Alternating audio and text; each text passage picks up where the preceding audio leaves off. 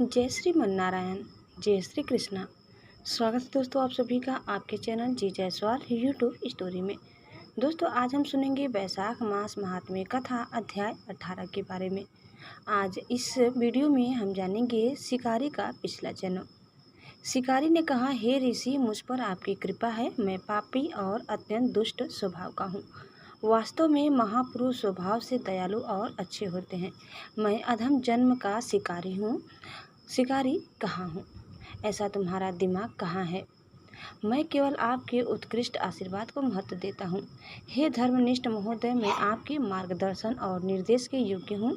हे सम्मानदाता, मैं आपकी दया पाने का पात्र हूँ। मुझे आशीर्वाद देना चाहिए। मैं आपका बेटा हूँ, दयालु हूँ। हे दया के भंडार, ताकि मुझ पर अब हानिकारक और प्रतिकूल परिणाम देने वाली यह दुष्ट प्रवृत्ति न रहे। अच्छे लोगों की संगति करने से कभी भी किसी को कहीं भी दुख का अनुभव नहीं होता है। इसीलिए हे ब्राह्मण, मुझे पापों का नाश करने वाली ऐसी बुद्धिमान बातें बताएं जिससे मोक्ष की इच्छा रखने वाले लोग निश्चित रूप से संसार के सागर से पार हो जाएं। सभी जीवित प्राणियों के प्रति दया और करुणा से संपन्न निष्पक्ष मन के सम्माननीय और पवित्र पुरुषों के मामले में कोई भी नीच और अशिष्ट या उच्च और उत्कृष्ट नहीं है। न कोई अपना होता है, न पराया।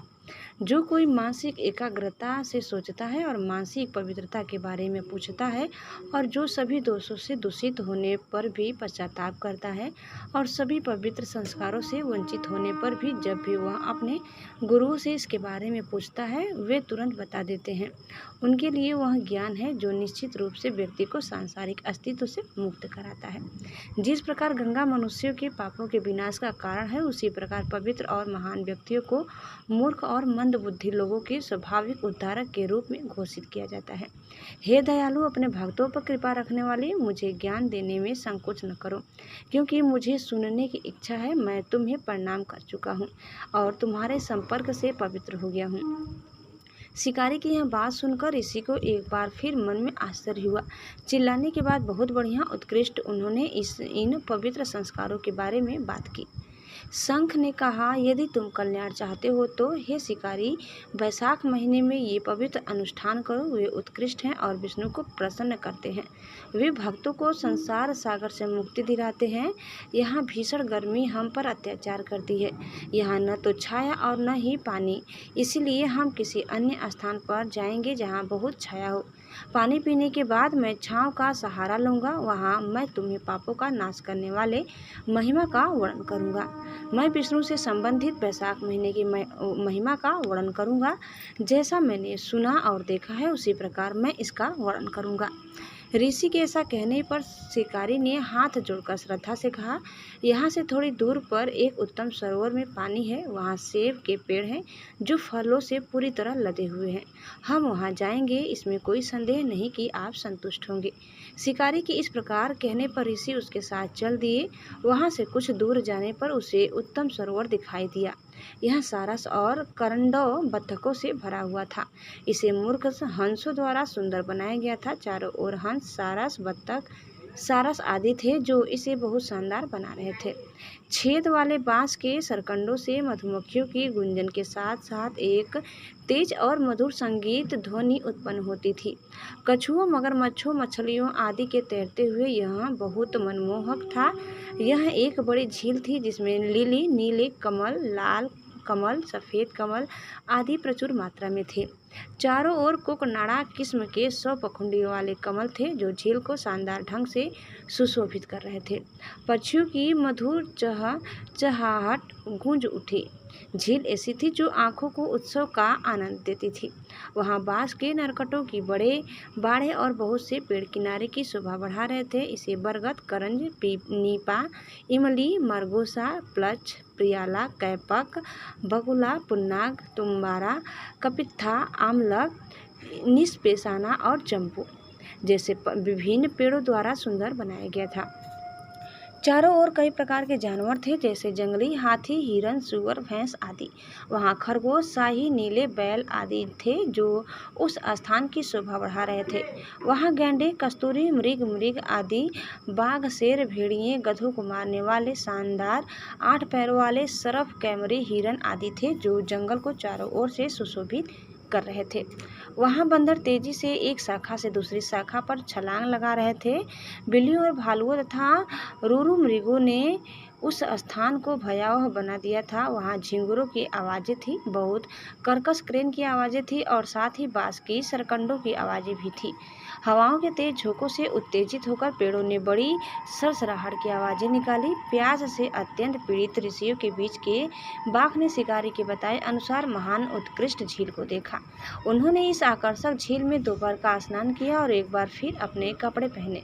फिर उन्होंने दोपहर के लिए निर्धारित धार्मिक अनुष्ठान किए। भगवान की पूजा करने के बाद उसने उत्सुकता से शिकारी द्वारा लाए गए स्वादिष्ट बेल और अन्य फलों को खाया, जिससे उसकी थकान दूर हो गई।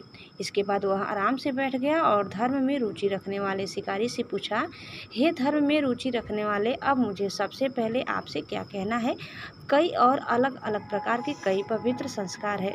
उनमें से वे पवित्र अनुष्ठान जो विशेष रूप से वैशाख माह के लिए निर्धारित है, सूक्ष्म होते हुए भी महान लाभ प्रदान करते हैं। वे सभी जीवित प्राणियों को इहलोक और परलोक दोनों जगह लाभ पहुंचाते हैं। तुम्हारे मन में जो पूछने योग्य है उसे आरंभ में ही पूछ लो।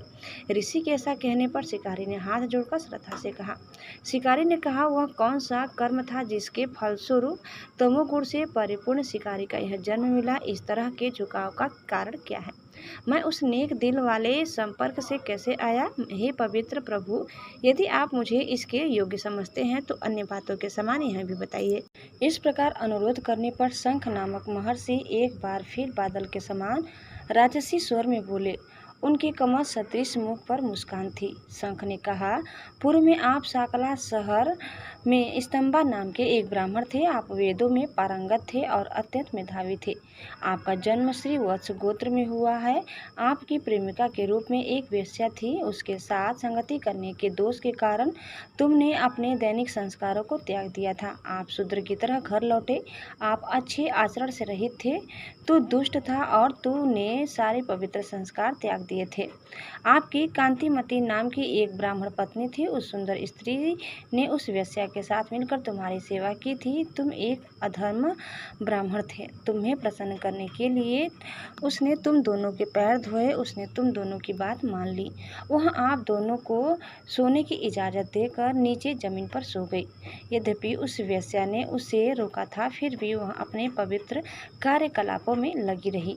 अपने पति और वेश्या की एक साथ सेवा करते हुए वह पृथ्वी पर दुखी होती रही। इस प्रकार काफ़ी समय व्यतीत हो गया। एक दिन पति ने मूली के साथ मासा की दाल भी खा ली। शूद्रों की परंपरा का पालन करते हुए उन्होंने निष्पाव दाल के मसूड़े के बीच मिलाकर खाया। उन अस्वस्थकर चीज़ों के सेवन से वह उल्टी और दस्त से पीड़ित हो गया। भोजन के अहितकर होने के कारण वह गुदा भगंदर के भयानक रोग का शिकार हो गया। उस रोग के कारण ऐसा जान पड़ता था मानो वह दिन रात जलता रहता हो। जब तक घर में प्रचुर धन था, वेश्या वहीं रहती थी, परंतु उसके धन से वंचित हो जाने के कारण वह उसके निवास में नहीं रही।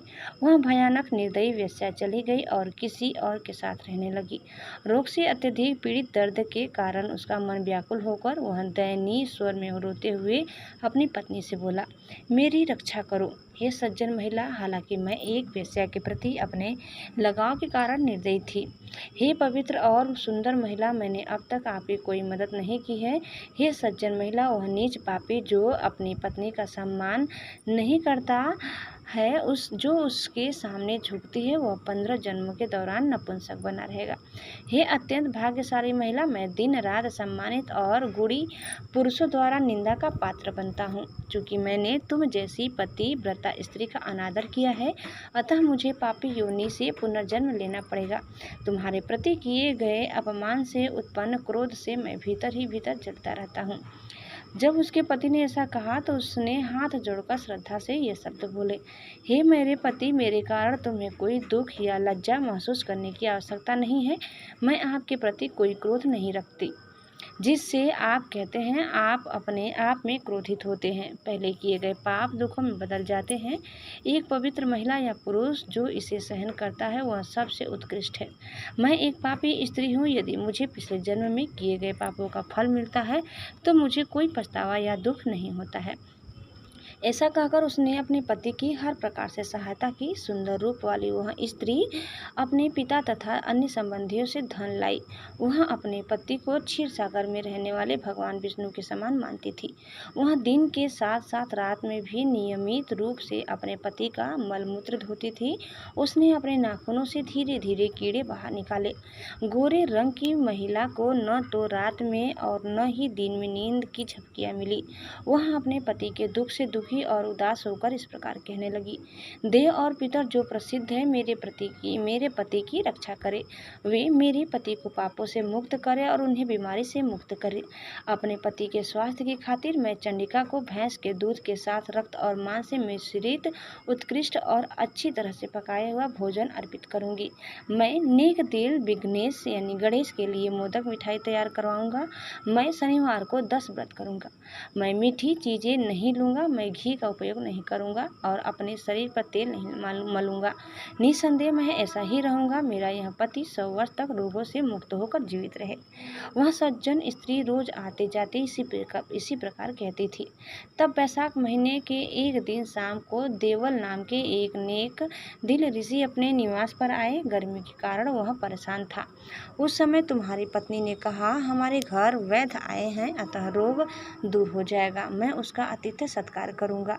यह जानकर कि तुम पवित्र कामों से विमुख हो उसने तुम्हें धोखा दिया और यह कहकर कि वह वैद्य है अपने पास बुला लिया। उसने ऋषि के चरण धोकर जल आपके मस्तक पर छिड़का। तेरी प्रेरणा से उसने संध्या के समय गर्मी से व्याकुल होकर उस सज्जन को मीठा पेय पिलाया। इससे सारी गर्मी दूर हो गई। प्रातःकाल जब सूर्य उदय हुआ तो ऋषि अपने मार्ग पर लौट गए। फिर थोड़ी ही देर में आप पर सन्निपात का आक्रमण हो गया। जब वह 3 तीखे पदार्थ दे रही थी तो पति ने उसकी उंगली काट ली। दोनों दांत अचानक एक साथ आ गए। कोमल उंगली पति के मुंह में ही रह गई। उंगली काटने के बाद पति सुंदर वेश्या के रूप में सोचते हुए उत्कृष्ट बिस्तर पर मर गया। यह पता चलने पर कि उसका पति मर गया है, आपकी पत्नी कांतिमती ने अपनी चूड़ियां बेच दी और ईंधन खरीदा। पतिव्रता स्त्री ने अपने पति के बीच में रख कर चिता बनाई। उसे अपने हाथों से गले लगाया, पैरों को उसके पैरों से मिलाया, अपना चेहरा उसके चेहरे के सामने रखा, अपनी छाती उसकी छाती के करीब रखी और अपना पुंडेंडा उसके सीने के ऊपर रखा। इस प्रकार स्वयं को उसके शरीर पर रखकर उस पतिव्रता स्त्री ने अपने पति के रोगग्रस्त शरीर को अपने शरीर के साथ जलती हुई आग में जला दिया। वैशाख के इस महीने में मीठा पेय देने के साथ साथ पैर धोने के पुण्य के कारण अपने पति को गले लगाते हुए उन्होंने अपना शरीर त्याग दिया और मुरारी की दुनिया में चली गई। उसने योगियों को पाने योग्य लोक प्राप्त कर लिया। आप अपने सभी पापों से मुक्त हो गए। लेकिन मृत्यु के समय चूंकि आप एक वेश्या के विचार में खोए हुए थे, इसलिए आपको एक भयानक रूप वाले शिकारी के रूप में जन्म मिला।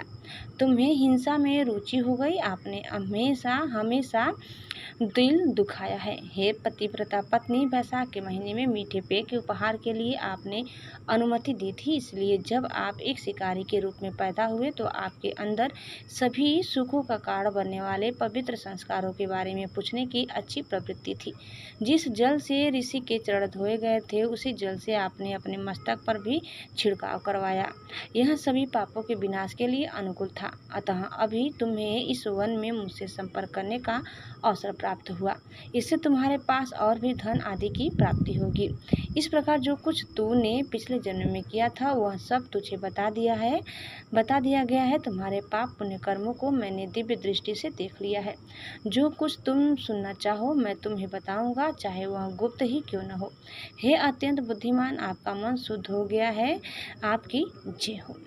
दोस्तों, इस प्रकार कथा यही समाप्त करते हैं। आगे की कथा सुनने के लिए आप दूसरे वीडियो को अवश्य देखिए। दोस्तों, उम्मीद करते हैं कि आपको हमारी आज की कथा जरूर पसंद आई होगी। कैसी लगी कमेंट करके बताइए। चैनल में नए हैं तो प्लीज़ लाइक शेयर और सब्सक्राइब करना न भूलें। धन्यवाद। जय श्री मन नारायण, जय श्री कृष्णा। एक बार प्रेम से बोलिए श्री बांके बिहारी लाल की जय।